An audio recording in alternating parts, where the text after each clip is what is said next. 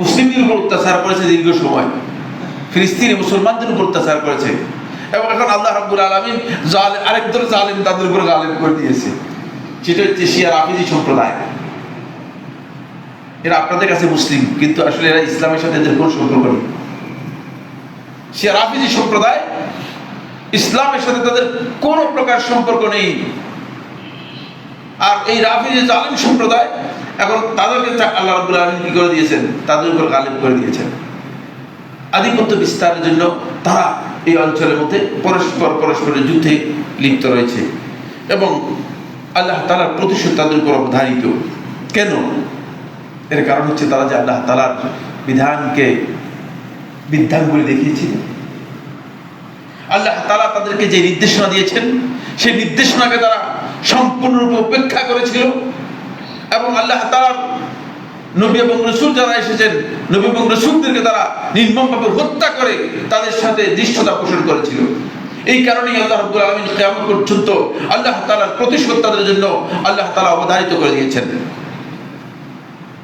ঠিক একই গুনাহ, একই অপরাধ শেখুল ইসলাম বিস্তারিত আলোচনা করেছেন, অনেক লম্বা আলোচনার মধ্যে প্রথম আলোচনা হচ্ছে যে দেখেন আল্লাহ রাব্বুল আলামিন ছোট্ট একটা অপরাধ বলে দিয়েছেন যে এই গাছের ফল খেও না।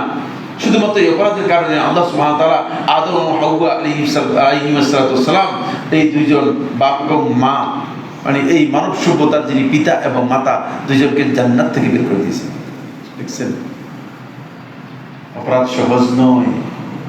তেমন কোনো এটা তো তেমন কোনো কঠিন অপরাধ নয়, কিন্তু যেহেতু আল্লাহর নির্দেশ, এ ধরনের অপরাধ আমি তো 24 ঘন্টায় অন্তপক্ষে 48টা করে যাচ্ছি বেখবর। যদি দুনিয়া থেকে আমাকে বের করে দিত কিচ্ছু করতে পারতেন না, আপনাকে বের করে দিত কিছুই করতে পারতেন না। জান্নাত থেকে বের করে দিয়েছেন, আমি এসে যাও, আর তোমাদের এই জান্নাতের থাকার অধিকার নেই, অধিকার থেকে শেষ। কারণ অপরাধের জায়গা নয়, এটা অপরাধের জায়গা নয়।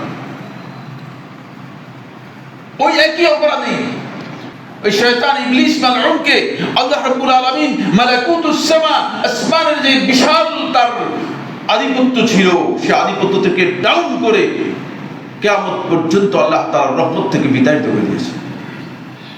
সে অপরাধ কত ভয়ঙ্কর জিনিস, গুনাহ কত ভয়ঙ্কর জিনিস। আল্লাহ রাব্বুল আলামিন একেবারে কিয়ামত পর্যন্ত তাকে সেখান থেকে বের করে দিয়েছে। এমন ভাবে বের করে দিয়েছে যে গোটা পৃথিবীর কাছে, সমস্ত মানব সভ্যতার কাছে এখন ইবলিস খুব ভালো নাম, ঠিক না? হ্যাঁ, প্রশংসনীয় নাম। খুব যদি আপনি এই যে পৃথিবীর মধ্যে যারা ইবলিসের চেয়েও ভয়ঙ্কর কাজ করতেছে এমন মানুষ আছে কিনা? আছে। যারা ইবলিসের চেয়েও শয়তানি বেশি করতেছে তাদেরকেও যদি আপনি ইবলিস বলেন রেগে যাবে। ইবলিসের সেই ভয়ঙ্কর লোক যারা আছে তারাও রেগে যাবে। একই অপরাধে আল্লাহ রাব্বুল আলামিন সমুদ জাতির উপর আল্লাহ সুবহানাহু ওয়া তাআলা আসমান থেকে ফেরেশতার মাধ্যমে এমন ভয়ঙ্কর আওয়াজ দিয়ে তাদেরকে ধ্বংস করেছে যে তারা তাদের ঘরের মধ্যে তাদের এই বক্ষদেশগুলো ফেটে, কলিজা ফেটে সবাই একসাথে মৃত্যুবরণ করে আছে। আল্লাহর ইন্তেকাম দেখেন, আল্লাহ তাআলার ক্রোধকে সহজ করে দেখার সুযোগ নেই।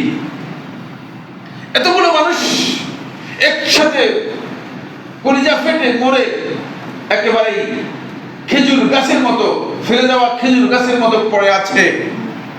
আল্লাহ রাব্বুল আলামিনের কাছে কিচ্ছু না, কারণ আল্লাহ তাআলার অবাধ্যতা আল্লাহ রাব্বুল আলামিন কোনোভাবেই সহ্য করেননি। আল্লাহ তাআলার ক্রোধ যখন এসে যাবে তখন অবশ্যই আল্লাহ তাআলা সেই প্রতিশোধ নেবেন, এইভাবেই করেছেন। শুধু কি তাই, আল্লাহ সুবহানাহু ওয়া তাআলা শুআইব আলাইহিস সালামের জাতিকে আল্লাহ রাব্বুল আলামিন খুব বেশি বড় অপরাধের গুনাহ, ছোট একটা অপরাধ, তাদের অপরাধ কি আপনারা জানেন কিনা?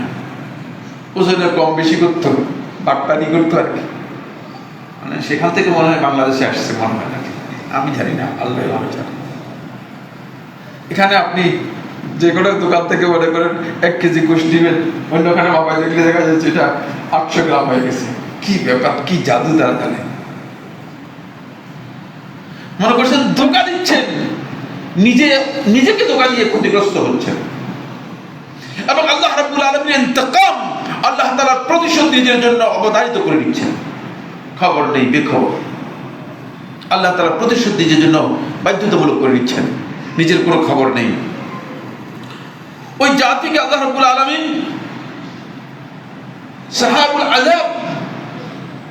আযাবের মেঘমালা দিয়ে তারা দেখতে পেয়েছে যে একটা মেঘ আকাশের তাদের জনপদের পূর্ব দিক থেকে একটা মেঘ আগমন করতেছে। তারা মনে করতেছে যে একটা মেঘ আসতেছে, এখান থেকে বৃষ্টি হবে, আর কি বৃষ্টি হবে। কিন্তু বৃষ্টি হয়েছে ঠিকই। এমন বৃষ্টি হয়েছে যখন ছায়ার মতো হয়ে তাদের মাথার উপর আসছে, আমতারা আলাইহিম নারান তারাদ্দা, একেবারে আগুনের ফুলকি দিয়ে তাদের উপর অগ্নি বৃষ্টি হয়ে তাদের সবাইকে ভস্ম করে দিয়েছে। আল্লাহ তাআলা ক্রোধে সবাইকে একজন বাদ, শুধুমাত্র সালেহ আলাইহিস সালাতু ওয়াস সালামের সাথে না, শুধুমাত্র শুআয়ব আলাইহিস সালাতু ওয়াস সালামের সাথে যারা ছিল তারা কয়েকজন ছাড়া, যাদেরকে আল্লাহ রাব্বুল আলামিন সরিয়ে নিয়েছেন। আর সবাইকে আল্লাহ রাব্বুল আলামিন কি করে দিয়েছেন? ভস্ম করে দিয়েছেন। এইভাবে আল্লাহ সুবহানাহু ওয়া তাআলা যারা যুগে যুগে অপরাধ করেছে তাদেরকে আল্লাহ রাব্বুল আলামিন কিভাবে আল্লাহ তাআলা পাকড়াও করেন, এর কয়েকটি উদাহরণ দিচ্ছি শুধুমাত্র যাতে করে আমরা বুঝতে পারি। এখানে উদ্দেশ্য এই নয় যে সমস্ত উদাহরণ দেওয়া আমার সম্ভব না, বুঝতে পেরেছেন? যাতে করে আমরা বুঝতে পারি যে অপরাধ করলে আল্লাহ রাব্বুল আলামিনের ইন্তেকাম দুনিয়াতে আল্লাহ তাআলা প্রতিশোধ নিয়েছেন, এর প্রমাণ রয়েছে।